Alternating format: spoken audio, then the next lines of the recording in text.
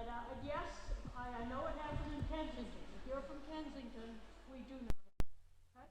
And our incident, unlike the one in Roswell, is actually attested by two police people.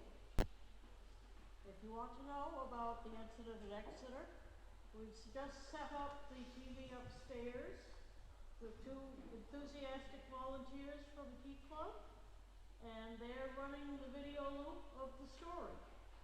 It's made by our own Barbara Influence from the Exeter Historical Society. That's going to go on until 4 o'clock. And if you want to see the front page of the Exeter newsletter for the day after the sighting, we have copies for sale outside. And that was a big deal. I don't know how many of you were around in 1965. But you know, in those days, when you saw a UFO, you did not go on television, you didn't write a book, you kept quiet, because everybody would just say you're crazy. So, but here it is, right on the front page of the newsletter, attested by two solid Exeter policemen. And that's the beginning of our festival. Yeah. And we're a little bit late today, and I know you're trying to keep a schedule, we are. So I'm going to put this right over to our own Peter Robbins, who is going to die wearing that coat, but he looks great. I'm just wearing it. If you want a t-shirt, we got those outside too. Okay, thank you and have a wonderful time.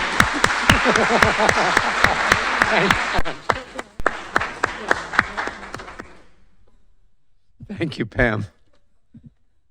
I might not die, but yeah, this is ridiculous. Welcome back, or welcome. It's wonderful to get started on the second day. It is going to go all too fast. The last item of the day will be the raffle and awarding the prizes that we are putting together right now. And it's a wonderful collection of everything imaginable in terms of books, CDs, DVDs, that kind of thing, and a few surprise gifts.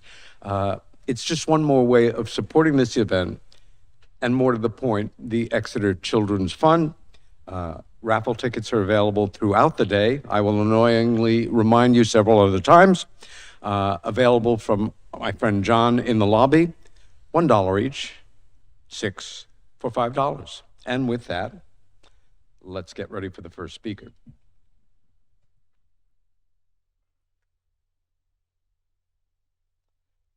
Katherine Brisendine is a UFO researcher who grew up in the Lakes region of New Hampshire. She has had several UFO encounters of her own.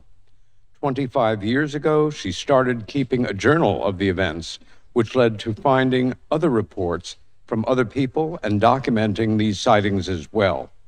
To date, her archives have over 2,900 reports of UFO sightings in New Hampshire, going back to the 1700s. Katherine maintains huge catalogs of testimonials, sketches, photographs, video, newspaper, and magazine articles. This archive began on paper and eventually was transferred to digital. She is currently working on having a dedicated website for reporting UFOs in New Hampshire where the public can research or submit information, public relations, others. Oh, I'm sorry. No, that's it. UFOs in New Hampshire, which the public can research or submit information. And without further ado, Katherine, Please welcome. Thank you.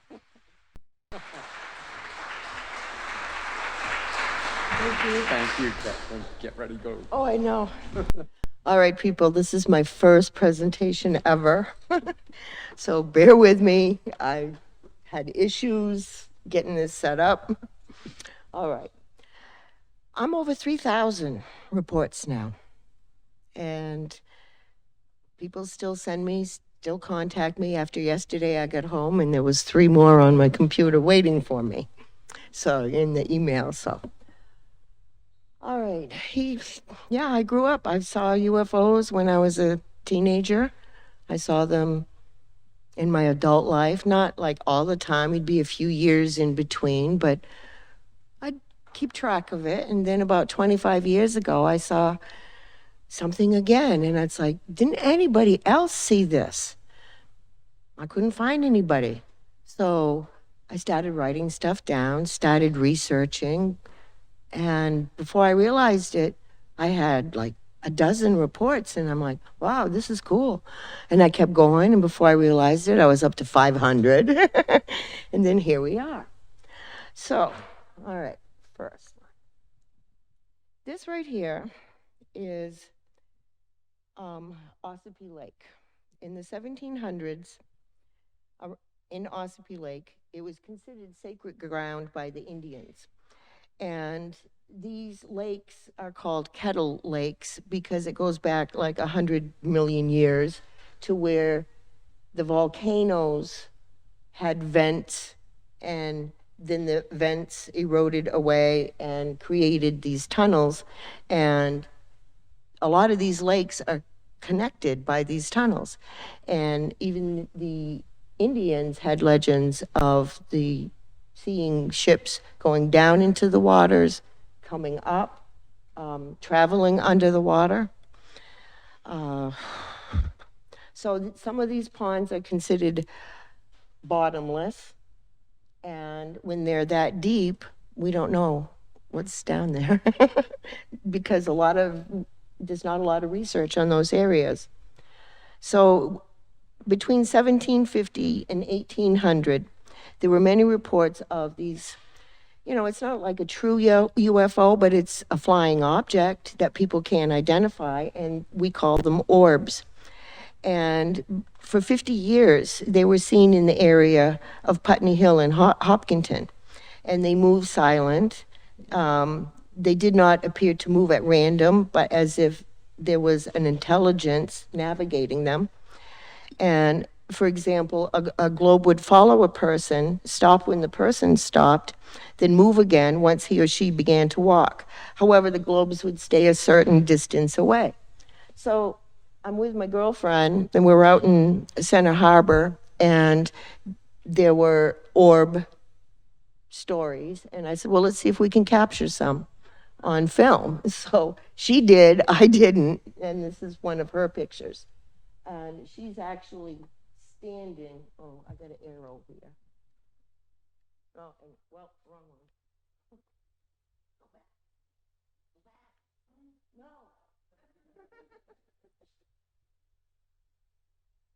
Okay.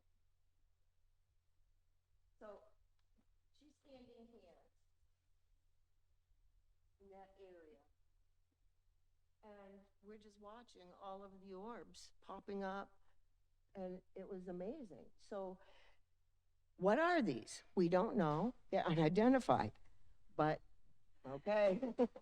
Now we go to, this isn't a real picture. I took this one off the internet. For the next few, I captured pictures to let go with the story.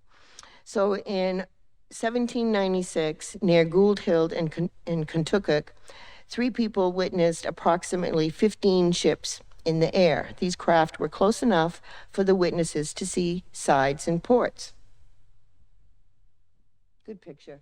But it was like, beware of cars, and it's like, well, they didn't have cars in 1796, but it's a good picture. All right. So now we're going to get into one that I found when I was doing research at Laconia Library.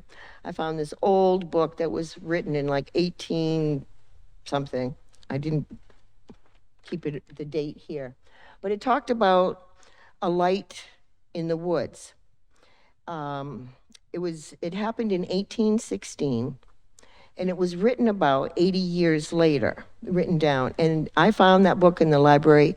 And if you've watched Fritz Weatherby doing his Chronicle episode, in the very beginning, when it has the record player and that brown book that he sets down, it's that exact book where I found this. So at that time, it was difficult for people to describe what they were seeing, that other people could understand what they were talking about and they weren't crazy. But now we know about UFOs and technology, so we can understand what they were trying to convey. And I believe this is the first recorded incident of a UFO landing and occupants leaving the craft. And this is how it's written. In 1816, a hunter camped on the side of Mount Adams in the White Mountains and was awakened at midnight by the notes of an organ. The mists were rolling off, and he found that he had gone to sleep near a mighty church of stone that shone in soft light. The doors were flung open, showing a tribe of Indians kneeling within. Candles sparkled on the altar, shooting their rays through the clouds of incense, and the rocks shook with thunder gusts of music.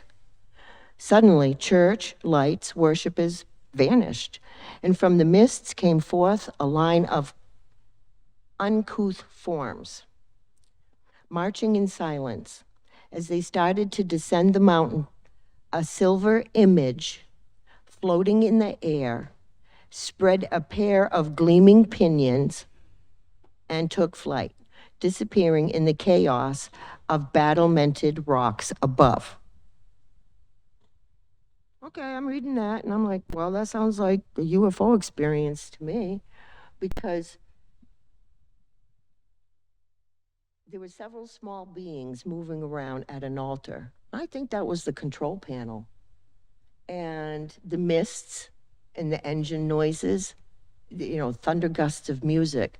Well, you get into, that's the area where it happened, Mount Adams.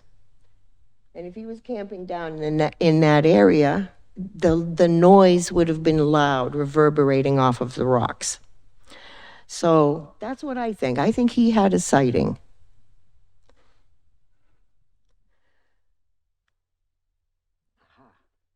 This is the Mount Washington photograph. A lot of you have probably seen it. And for the longest time in the beginning, I thought, wow, this is the first UFO, because that's everywhere that you look in the media, that's what you're going to see. First UFO, first UFO. Well, sometimes when doing research, we find stuff that we may not have seen before, but now you can't ignore it. And that's how I felt about this photo. So what are we looking at?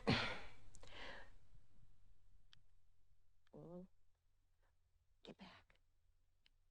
We're looking at frost formations on a rock cairn. You know what rock cairns are, the piled rocks. Well, it's called Lizzie Borden's Cairn, and it's just below the summit of Mount Washington, and it was covered in rime ice. And this is a very close photo. The mystery object is only a few inches long, and you can clearly see the ground and sky in the background on what was a rare winter day with moderate visibility. The background below the horizon line is wind sculpted in ice and snow, not clouds. No. Okay. That is an antique stereo view. It's a handheld device for viewing the photographs they took back then. Each eye has its own viewing window, much like the red viewfinders we had as kids. So you're looking through that. Now you start to see, what is the mystery object? It's called a wooden standard. This type of folding ruler was carried by expedition members to measure snow depth and rime accumulation, often found So in the photo on the left, you're looking at a ruler, not a UFO. This is the rock cairn photographed right before that photograph. And it's a matter of perspective.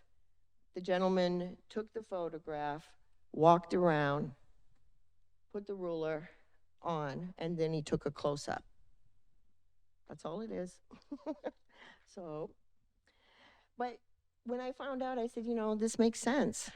That makes sense. And then I went and I found the expedition where it was written about, and there was more to it, but in a nutshell, that's what it comes down to.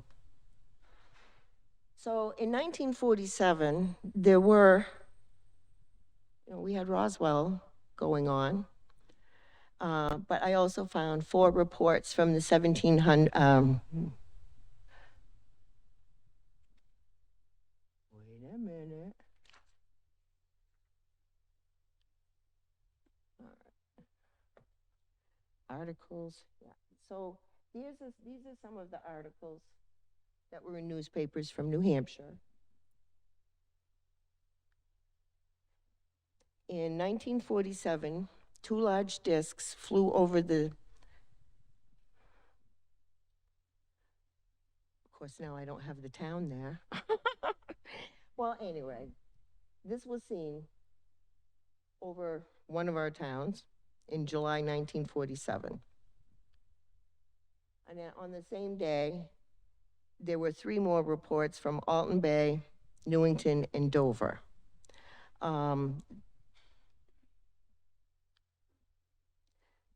Same day, 3 white lights in the dark sky in Manchester. Then they had another light that was reported over a building in Derryfield in Manchester. And same night, Nashua 4 round objects were seen traveling at 300 miles an hour.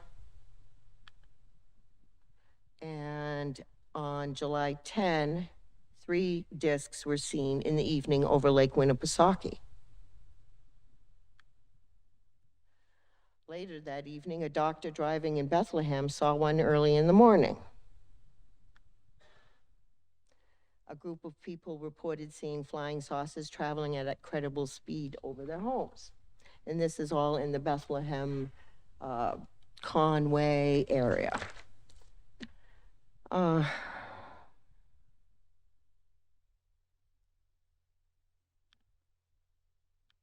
want to get to this one.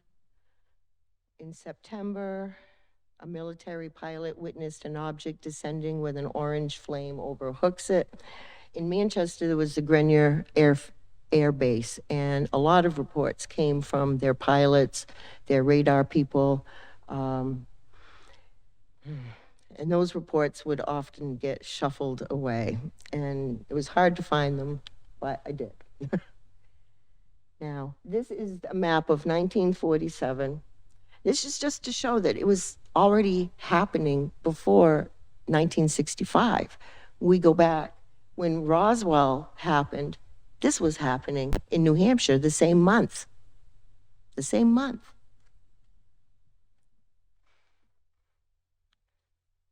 Okay. This is Diamond Island in Winnipesaukee.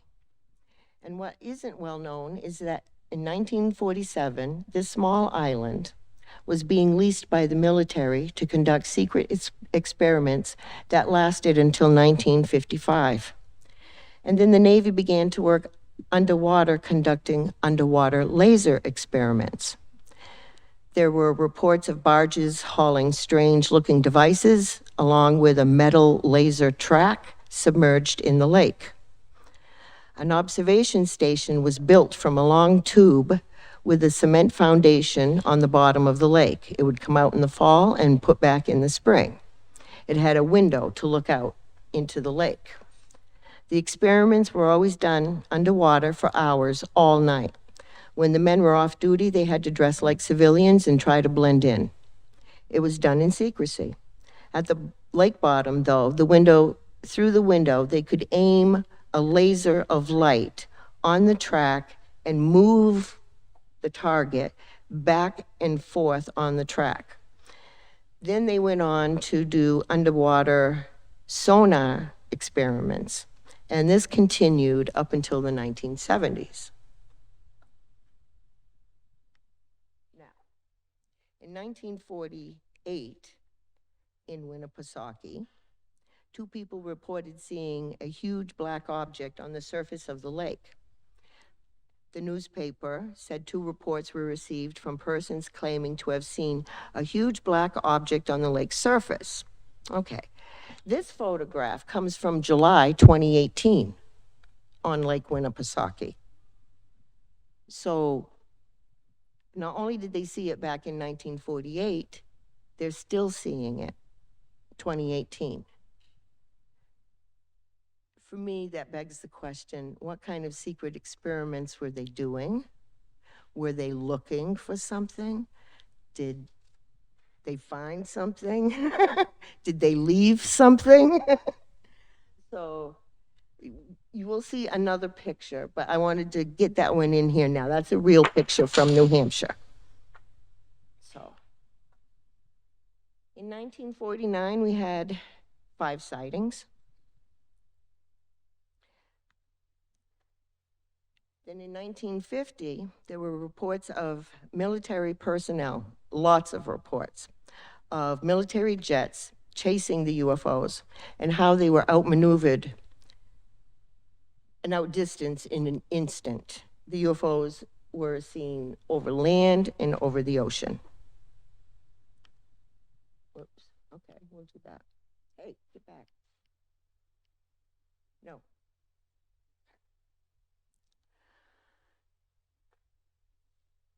In 1959, in October, out in the ocean, the Atlantic Ocean, right off the coast of New Hampshire, there was damage to a submarine propeller when it collided with something massive moving deep under the ocean. The crash couldn't be explained, and to downplay the whole incident, the damage was written off as having collided with a whale. But in the 1950s, a lot of these reports came from pilots, Coast Guard, military bases, airfields, ground crews at Portsmouth, all with radar confirmation. Then we get into, everybody should know about the Barney and Betty Hill incident, so I'm not going to spend a lot of time on that. And that was September 19, 1961, one of the best documented alien abduction cases on record. The Hills were traveling in Franconia and noticed a white light below the moon getting closer to them. When it got very close, Barney could see occupants standing inside the craft. They were taken aboard and given medical examinations, and their memories erased until it started coming back in dreams, and eventually, under hypnosis, uncovered more details of their experience. And if you want more on that, there's books by their niece, Kathleen Marden. There's been documentaries. So there's a lot on this. You can find that very easily. And of course, the Exeter event, the reason why we're here today. And this is one of the sketches that showed up in a newspaper.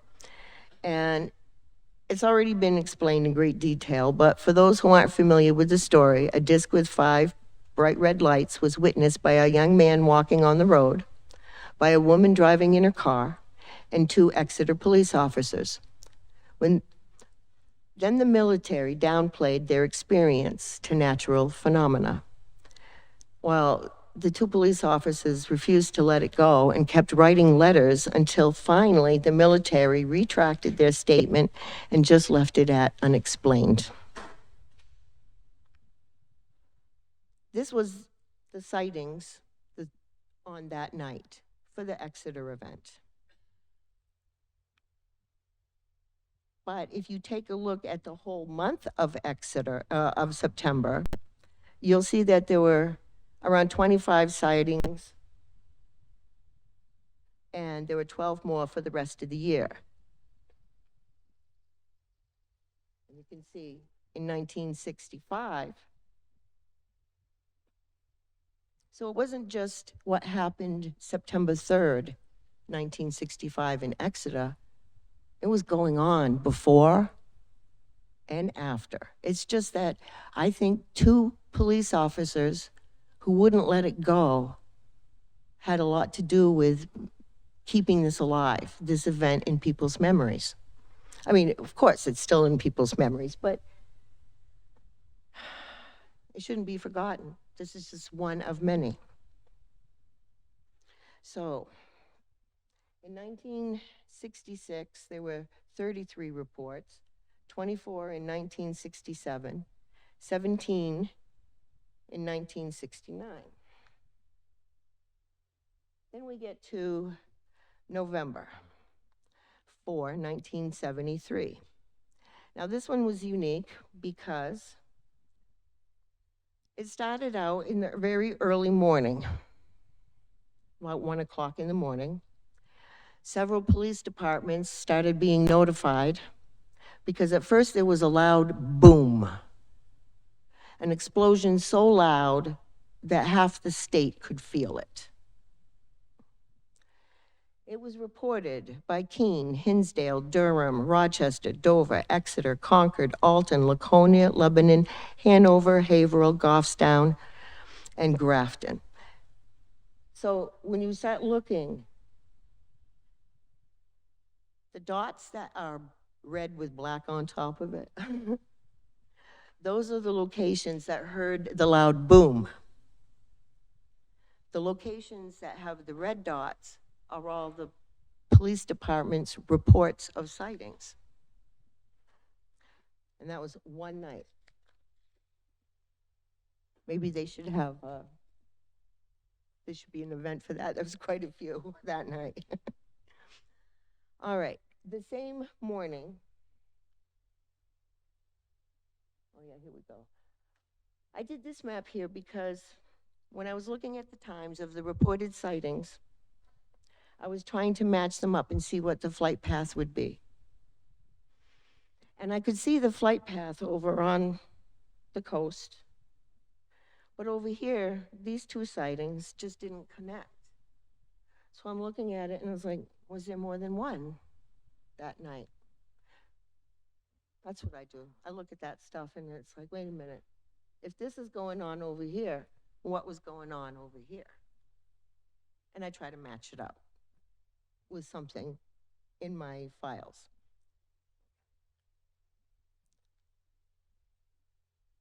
Now, that same evening, November 4, a lady in Goffstown, people in Goffstown reported seeing creatures get out of a craft that landed, and they were out collecting leaves, little rocks, little sticks, getting specimens, putting them in bags, and then they got back in the ship and they left. Okay. But this was all in one night.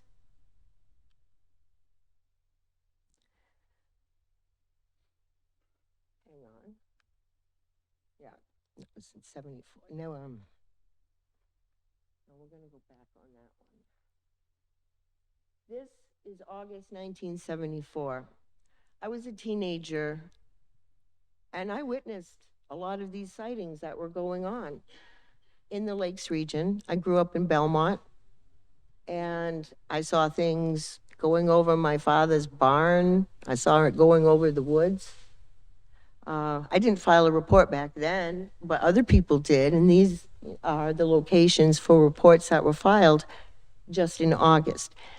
And when I did the research, it started trickling in July, then August slammed in September, again in October. It just like kept going on. And I was like, wait a minute, I have to choose which sightings on which days to try to highlight. So I chose this one for August because it gives you an idea of how many were going on. And if this is just in 1 month, and then the slide before was in one evening. There's a lot of activity going on. This is a photograph that was taken on the Colebrook-Pittsburgh Canadian border. In September 1977, a man was headed home on a remote road in the early evening. He was startled by the sound of a heavy wind and then by the glowing half orb, which descended silently and landed on the road a few hundred yards in front of him. He said he could feel the heat coming from the object, and it made no noise at all. He happened to have his camera in the car and took a picture, then turned the car around and drove away as fast as possible. He kept an eye on the rearview mirror, but saw no movement, and the UFO was soon out of sight. And when he passed away, this picture went in to the property of his grandson. His grandson went and made this picture public so that we could see it. But again, that's one of the first pictures that I consider a first picture in New Hampshire. Now the picture is on the left. You can see the object, and those are two versions of having it blown up. And that was taken from Weston Tower in Manchester in 1980. And they just happened to take a picture of the sunset, and at the same time caught that in the picture. And when I was looking at this picture, some of the reviewers said that you could see aliens in them, and I don't see the aliens. There's no window. All I see is just the shining from the sun on the outside of the surface. I could be wrong, but... Oh, this is a good one. Okay. February 13, 1984. Late at night, there were two sightings of an orange light. One was hovering next to a barn in Marlow, New Hampshire, making it look as if the barn were on fire. The witness watched the light slowly move away from the barn. Okay, but he filed a report.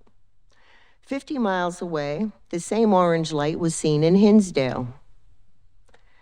That same evening, a torpedo-shaped UFO was seen over the closed nuclear power plant in Vernon, Vermont. This is all like within 35 miles of each other. Just hours later, in the early morning of February 14, a farmer in Dummerston, Vermont, went out to his barn to milk the cows and discovered 23 heifers out of 29 were dead. One account claims that they were laying in a circle with feed still in their mouths. The surviving 6 cows were fine. The veterinarian determined the cows had been electrocuted.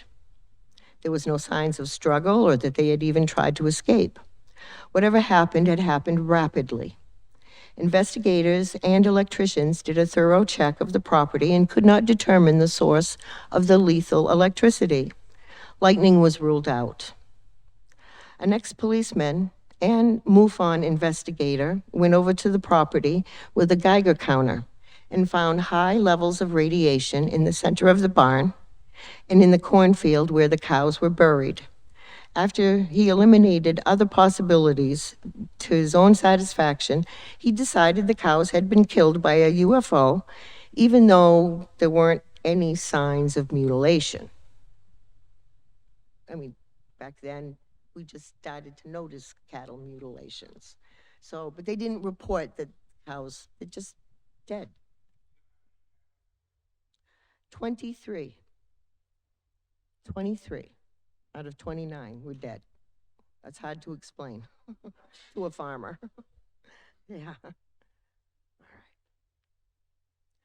This is my own sighting. It was in the summer of 1992. It was in the evening. I was standing outside in the woods of Dunbarton, and I noticed this glowing coming over the trees. And it was moving down the power lines. Now, the power lines is a great big huge swath of open land and the big massive lines going through. So it wasn't just over a telephone line, it was over the big power lines. And it was as big as a football field, at least. And I only saw the top half of the glow moving down. And as it got closer, I could hear the crackling of the electricity getting louder. And then it passed in front of me. There was an opening where a house was, and so there weren't trees there.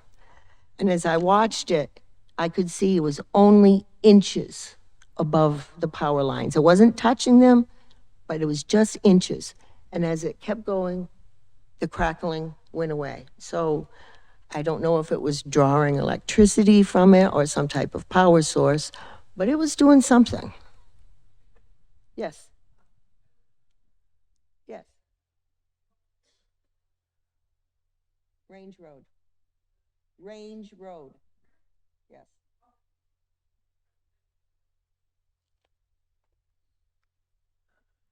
This right here is from February 2000 in Rumney, near Stinson Lake. A man photographed a craft over a wooded field. You can see it. Do we have to pull the curtain down? I don't know if it's that one. I think it's the one way up. It's the one way in the end. Oh, okay, never mind. Because it's way over here.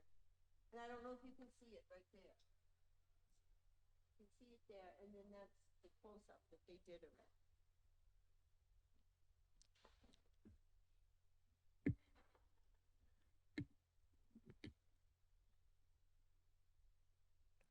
That's not gonna work, is it?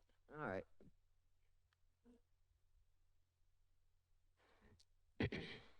In October 2003, a woman riding on a train in Plymouth was taking pictures of deer in the woods and captured a photograph of this triangular-shaped craft.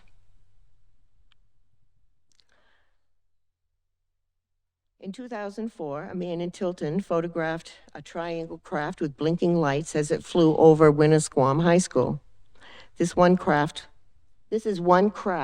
with a light at each point.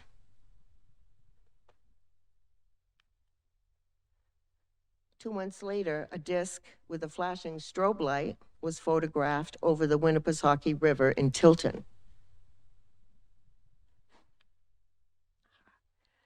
This right here is in Exeter. This happened here in Exeter, but it was in 2005, July. A retired flight engineer with the Navy, and he had over 10,000 hours of flying time. He was out cutting his lawn. He reached for a glass of water, and he went like this, and when he did, through the bottom of the glass, he saw that. So he took it down, and he stood there watching this. And as he's watching it, it morphed. It changed. It just kind of grew long, and then a whole bunch of fire came out of the bottom. The object appeared to rotate until it was pointing directly at him, and then it started to move towards him. And what appeared to be orange flame, what appeared to be orange flame shot out from the bottom portion of the craft, which then seemed to stretch like a rubber band and disappear instantly from his sight.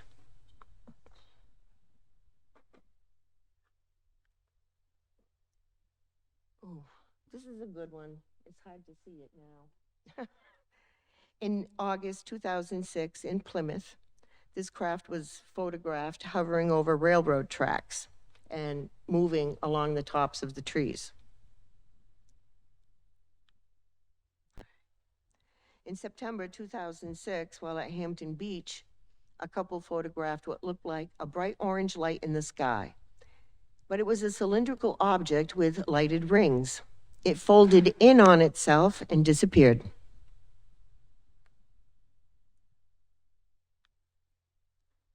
This is a still shot. Hopefully, I can show it at the end of this presentation. I just got it on today. But my son came outside with me one evening, and he had just bought one of those little mini camcorders. And he was enthusiastic.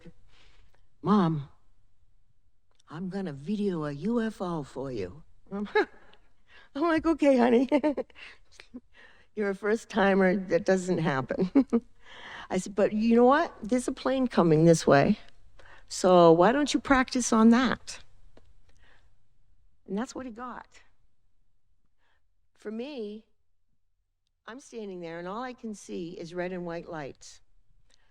I look through my binoculars. All I see is red and white lights. He's standing there going, Mom, Mom, look. I look at the viewfinder. This is just the rim, very edge, like the front. If I get to show the video, you'll see how the lights flash all the way around it. I didn't know I could put video in this presentation. So that was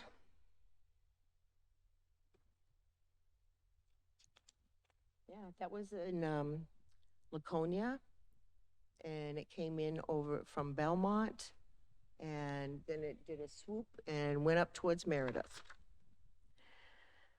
When it came over us, it caused the camera to stop functioning. And I looked, and he had 28 seconds. I took it in the house, sat down at the computer, and I put it on Movie Maker to break it down. I broke it down to 30 frames per second. And I'm looking at each one of those 30 frames, and they're all different. 30 different frames within that 1 second. And it happened so fast that our eyes can't pick it up. We can't see it that fast, but the camera does.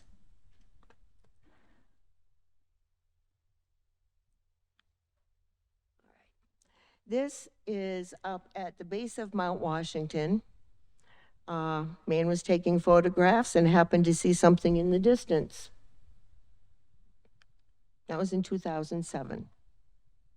This right here, which is now hard to see, is Stanton Friedman and Kathleen Martin, which is Betty and Barney's niece. They were making a documentary about what happened with Betty and Barney. So they had gone up to Franconia. They were standing out in the field, and they had a film crew. And as they're talking to the film crew, the guy with the camera starts going, look, look, because he could see one light, boom, blink, boom, boom. 3 lights appeared one at a time, and you can see them up in the top. And here's, Stanton and Kathleen turning around to go, what? And there it is. So this is probably the first time a UFO was captured on video during the making of a UFO documentary.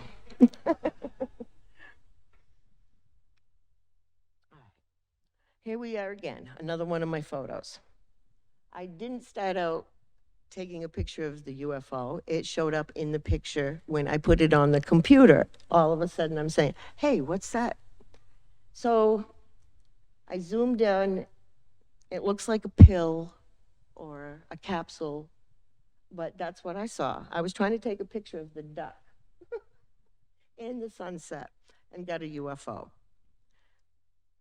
It happens. So this picture came to me in September 2009 from a man in Freiburg, Maine. And it's right on the Maine-New Hampshire border.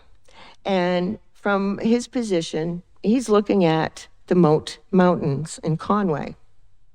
And he's watching all these different lights flashing and squiggling around. So he starts taking pictures of them.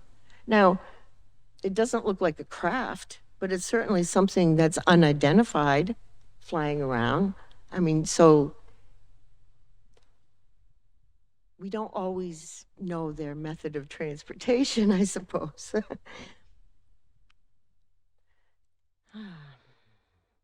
This one was taken in West Lebanon in November 2009. A man was leaving work at midnight and noticed bright lights low in the sky. That's West Lebanon. This is in Moultonborough. In April 2010, A woman walking her kids to the bus stop in the morning saw a triangle craft flying low over the trees. October 2010, a saucer-shaped craft was seen above the clock tower in Warner. February 2011, it's over there on that side, black dot. There was a retired serviceman down at taking pictures in Portsmouth, and he happened to get that. He sent me 4 photographs, but that was probably the best one.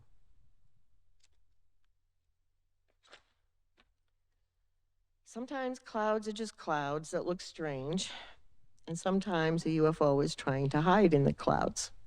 You be the judge. This May 2012, while hiking on Mount Washington,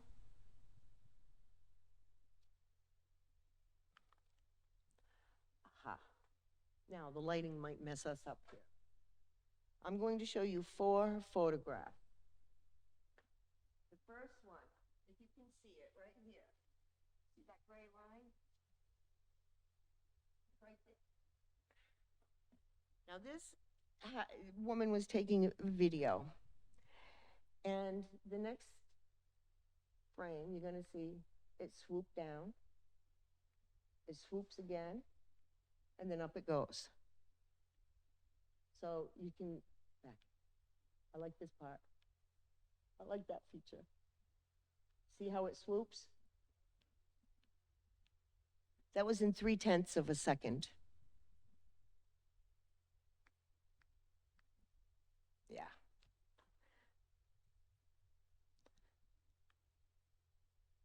Ha. What's that?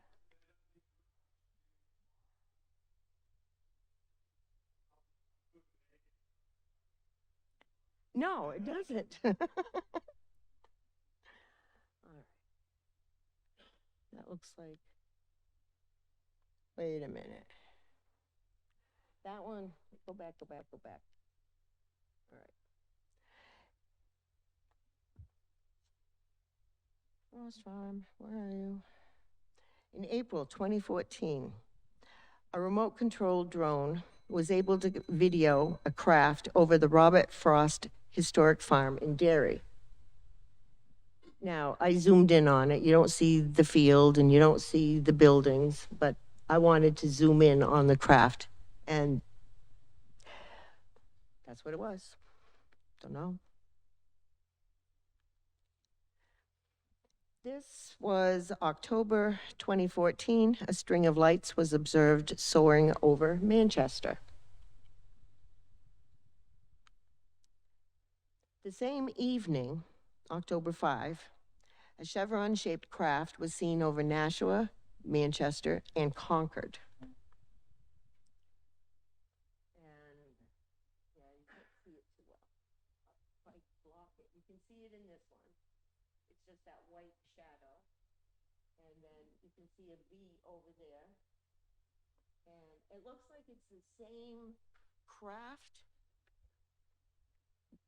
just making its way over all of these towns. And the wonderful thing is people were taking pictures.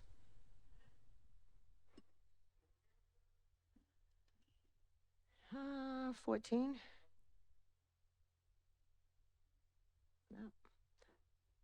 October 5, 2014. So this was one evening, October 30, 2014. And I got all these reports, and I listed the times, and that's the flight path I came up with.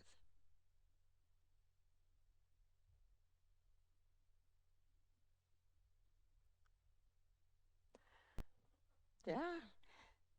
May 2015, a trail camera in Whitefield captured 7 minutes of this white sphere floating around his backyard. Yeah.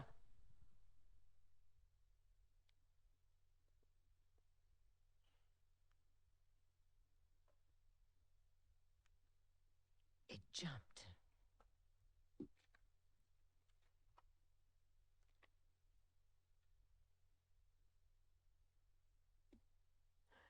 Excuse me. My son helped me rearrange this last night, and I said, "Are you sure all the pictures are in order?" This did I remember this one. This one was taken at a shopping center in Concord. The guy looked up from the parking lot. We got the picture. Yes. This was in Lincoln, April 2016. A white light was photographed following a jet in the contrail and then overtaking it. It was,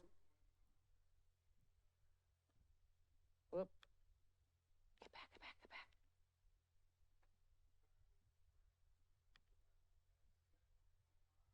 Yeah.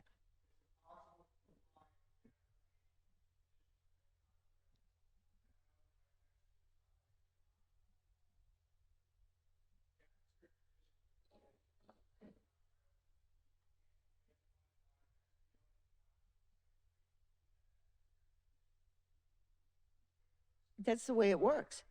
It's not an airplane, and you would know. Right.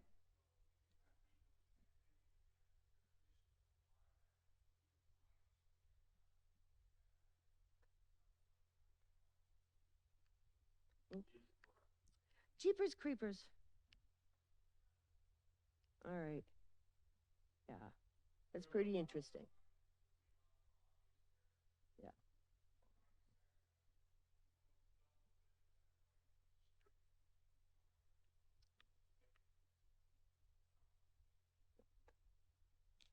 Well, now this is just still shots from the video. I think you can go on YouTube and watch the video. That's where I found it.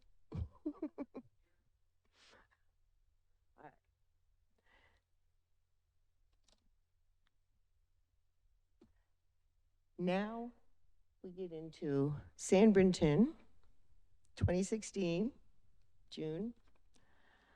And the witness came out of her house, had walked to the edge of her garage, and when she looked up at the stars, she realized she couldn't see them because something was blocking the view above her. So she kept backing down the driveway. Here's position one when she first looked up. So that's her sight. What, you know? So she backed up in the driveway to get a better view. Still, she couldn't see the whole thing. She had to go down the driveway even more to see this thing that was at least the size of a football field hovering over her house. This is her sketch of what it looked like from underneath. She describes a massive craft the size of a football field, slowly moving a few hundred feet above the trees. And she thought it looked like a large cargo ship, all metal with cross beams. On the top of the barge, there were like 3 or 4 levels with windows. Did I get that? That's pretty amazing. That's scary to have that right over your house. In San Brenton. And I live in San Brenton. But this was before I moved to San Brenton. That was in 2016, June. Now, this is in July 2017, and this is at the summit of Mount Washington. And the 2 hikers had reached the summit, and they went to take a picture of their victorious moment and got that in the background. A year later, in July 2017, at the base of Mount Washington, another UFO was photographed. That's the building down at the base, where you go all the way up. A month later, in August, another UFO was photographed at the summit of Mount Washington.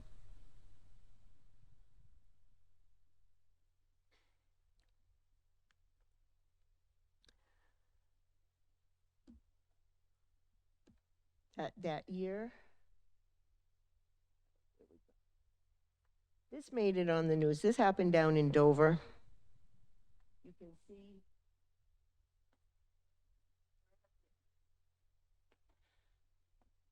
people are driving down the road and they're looking up, cars are pulling over because, as one woman described it, it looked like a flying telephone pole.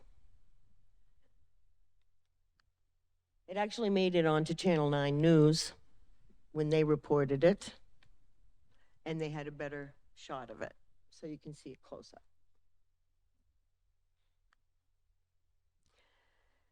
This, you're looking at the group of 4 white lights to the right of the top of the white cloud there.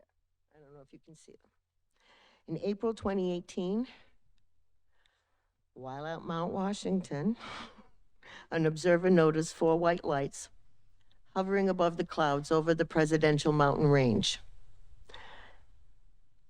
And I think there's another one to the left of the clouds, the dark dot.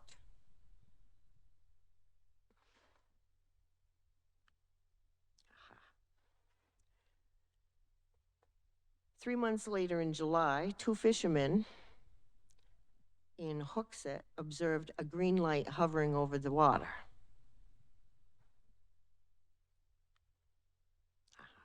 This is from the picture that I showed you earlier that had to do with 1948. So this is in 2018.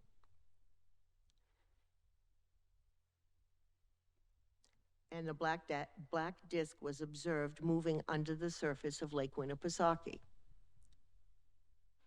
That's what they saw in 1948. They're still seeing it. In 2018, there were 67 reported sightings, and in 2019, there were 108.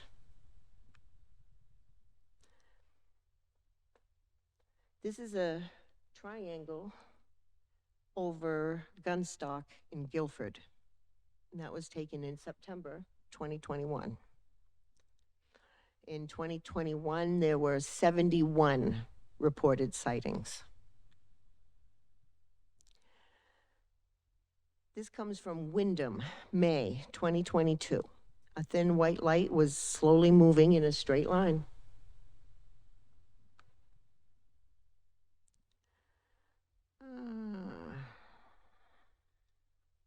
It's out of order.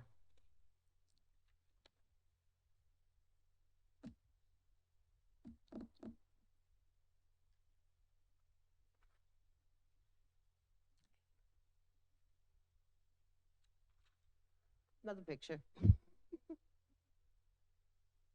Woman goes out to take a beautiful shot in the morning, how beautiful it looks where she's staying, and she gets those lights over one of the buildings.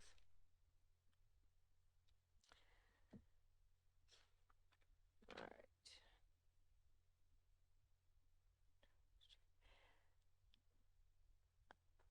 In Londonderry in 2021, and this was in August, a woman contacted me because in the moment she was seeing them, and she was taking all kinds of photographs and videos, and I put together this compilation of pictures all into one because it was one object that she's watching, but it's changing into all these different colors. And it looks like it's changing shape in front of her. And this is what one will do when you're watching. And people don't understand. It's not always just white. It's not always just orange. They change color. August 2022, people in Henniker watched a white line of light moving at a diagonal slowly across the sky. November 2022. Now this comes from an outside camera, and it caught 2 beams of light coming down in this shot. It's hard to see,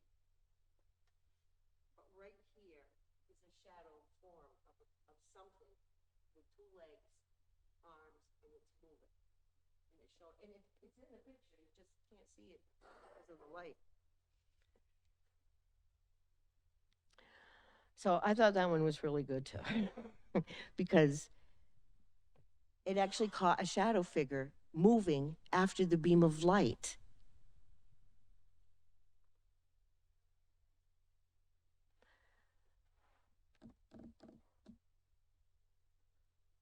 I don't, I don't have the location here. I do in my research material.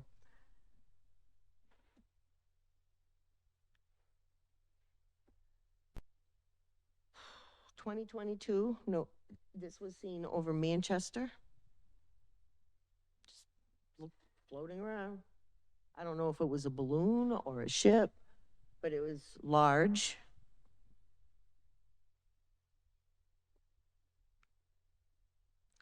This was down in Portsmouth in November. A woman went out jogging early in the morning and noticed these blue lights hovering over somebody's house. So she took a picture. Ha.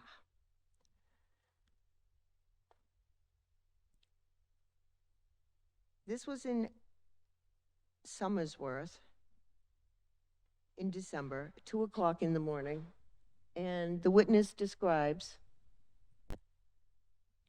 an orange light that was dropping or emitting other lights. It's like one light, drops another light, now there's two, drops another light, now there's three. And it was all coming, they were coming from the large glowing one up at the top.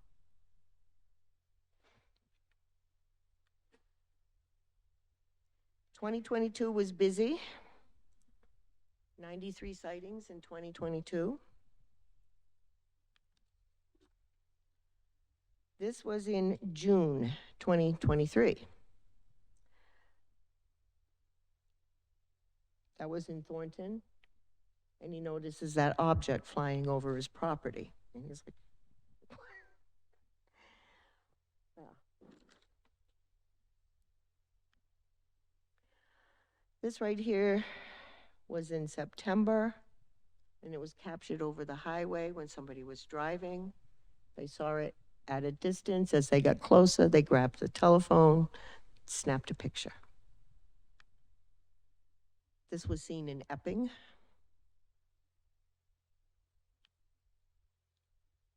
(2023).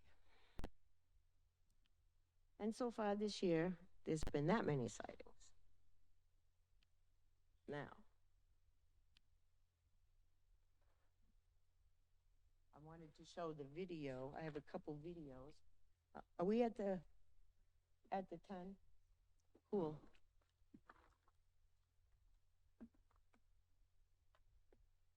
And that's just okay, by Todd. Do the next to it, Todd. This is the one that my son took. I said, practice on that plane. And this is what he got, his first try. And it's like, oh my God, that never happens. Now, the more you watch it, you can see it. And the lights start to spread out.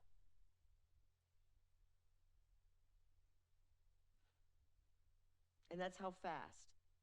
I mean, it looks fast right now to us, but when I broke it down to 30 seconds of frame, per frame, they were pink, yellow, purple, blue, green, so many different colors, and they just moved so fast, my eyes couldn't register it at all. All right. So, that was the same one.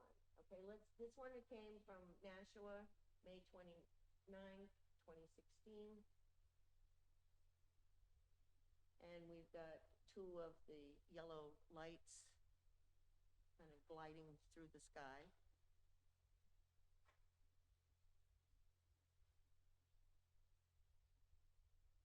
I didn't take this video. This one was sent to me.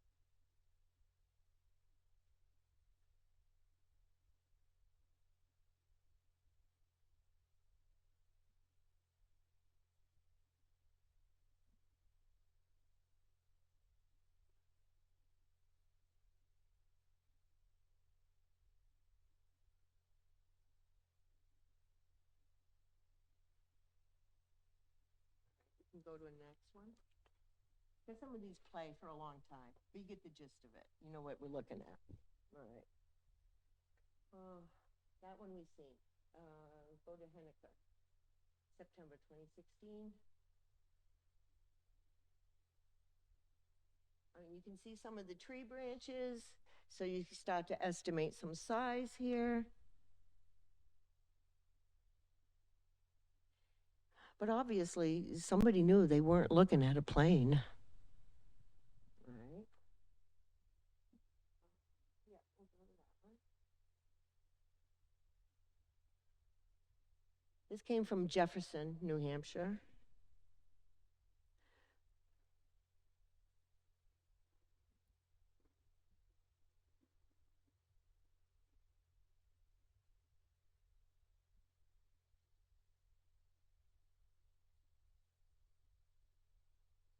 All right.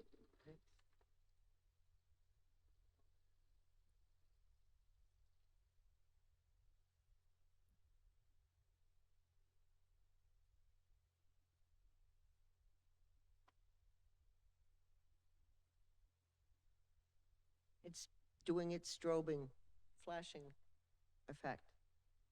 I mean, people report them, they're steady lights, sometimes they're strobing, flashing. All right, that should be good. I think that's it. That's it.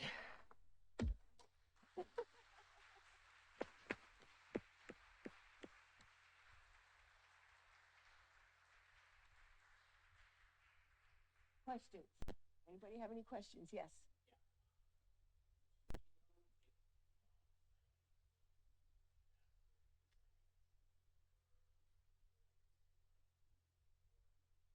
Yes. Yes.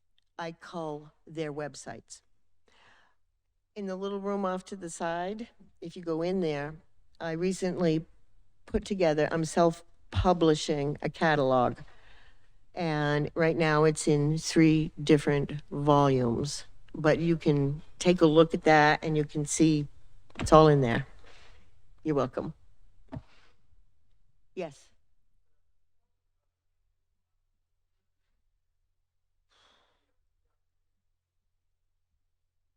I don't think it does. I don't have any connection with them. No, I stayed, I didn't hitch up with any one organization. I tried to stay neutral. I just go, I listen, I get information. People want to talk to me, give me reports. Then I take it home and I put it all together. I've been doing this for 25 years. It started with what did I see? And then I figured we needed a base, a database, something that people could work with. A lot of people I talked to, they'd say, well, I saw something in 2016. Be what month? Oh, it was August. So I start going through August. Where? And then I find the location. Sometimes I've been able to match up reports with other sightings, which is good. And sometimes people contact me and they'll say, what other reports are from my town or my city? And so I'll go to my site, which I'll just go to my document and I hit find, and it's like, what town? Put in the name, and then boop, I have all of the different stories for that location, and I email those back. People have questions. They want to know what's been going on in their area or if anybody else has seen it. So I try to answer those questions. Yes?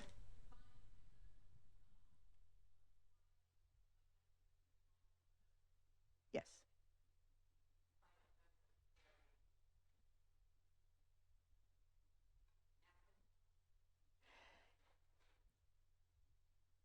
I think August, September, October, November are active months because during the years, when I look at it would be called a wave of sightings. So we had, like Exeter, I showed you the map. There was a whole wave going on that month. Then again, That was in 65. Then we had another wave in 73, another wave in 74. And now when I look at it, it's like, is it a wave or is it just all the time? And I found that, because when you look at, let me see, I know I only have the tip of the iceberg as far as UFO reports out there. People, not everybody in New Hampshire contacted me. Maybe 0.1% contacted me. And yet I still have over 3,000 sightings. So what I'd like is for other people to contact me with their sightings, because I'm serious. I will take it seriously. I add it to my catalogs. It's being cataloged historically. I meet with other UFO researchers. I add to their archives, and they very graciously open up their archives to me. And that's why I've been able to get so many of them, down to 3. All right. Another question? Yes.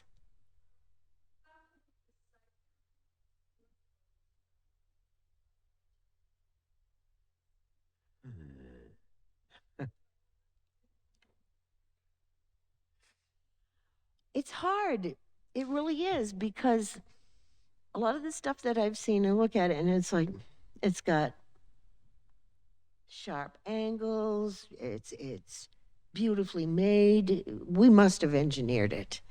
I mean, I think the one that Carolyn saw, the barge, she could, it wasn't like a smooth surface all the way around. She could see other pieces like sticking up all around it, you know. I don't think, like what Carolyn saw, that big barge over her house. I don't think we make those. I don't think we do. I mean, ask military man over here. Do we make those? No. I know we make a lot of stuff that, as private citizens, we don't have access to. A lot, when I look at these reports of triangles that were seen early, wait a minute, where they are craft, our military craft that were going out for their first flights, when we first start to see them, yes, somebody would say it's a UFO. But when you see a triangle being chased by 3 jets, that's different. So, it's, as far as discerning, kind of, you never really know. It's up to you. It's like the orange lights. We didn't make those. Those aren't ours floating around. So no, that's definitely alien technology. But when I see something that looks like a craft, it's like, all right, what are they doing now? Or is that really a UFO? So I get stuck doing that too, even when I'm looking at some of the videos.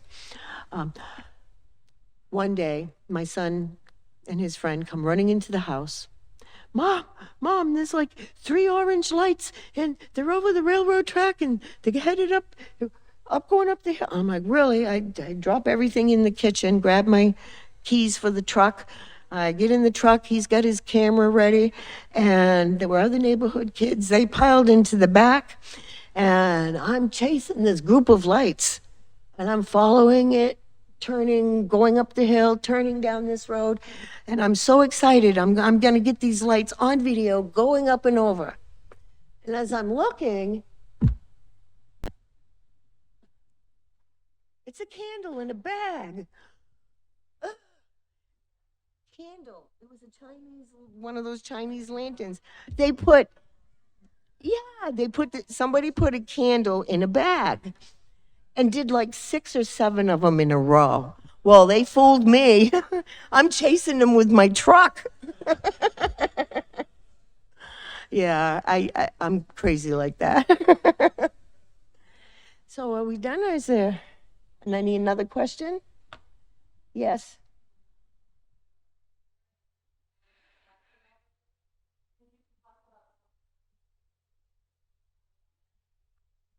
Yes.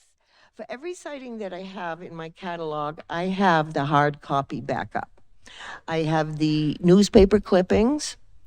I used to go to the library, any library. Whenever my husband had a fishing tournament, I'd say, "What town are you in? Drop me off at that library." And I'd spend the whole day at that library going through the microfiche, looking for reports. The internet was wonderful when I first realized I could access all this. National UFO Reporting Center.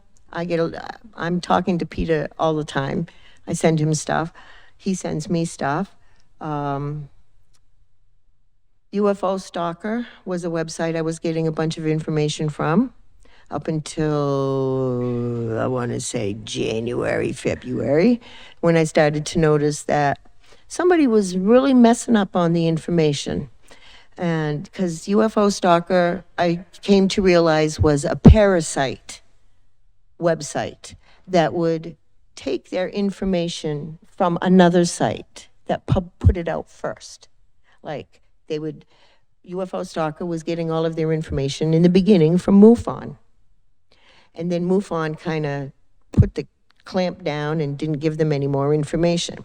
So UFO Stalker switched and started going over and taking all of National UFO Reporting Center's sites and putting them on their page. And one of the things that I do when I'm getting reports is I print page. And then I have to organize everything. So I've got all these papers in front of me, and I'm like, why does every reporting time end with 3-3? And then I started to notice this was going on. It's like, this is not just a mistake. There's something going on here. So the more I went back, I started to realize there's more mistakes here, more mistakes. And I started keeping lists of the mistakes. There were over 275 entries that they put for New Hampshire that weren't even New Hampshire sightings. The town name was the same, but the state was a whole different state. I mean, we have Portsmouth, New Hampshire. We have Portsmouth, England. So as far as where I get my information, I get it from all over. I've gone to the Library of Congress. I cull through their stuff. I go through the Freedom of Information Act and get into the military declassified archives for the Navy, for Coast Guard, wherever I could find them. But thank you.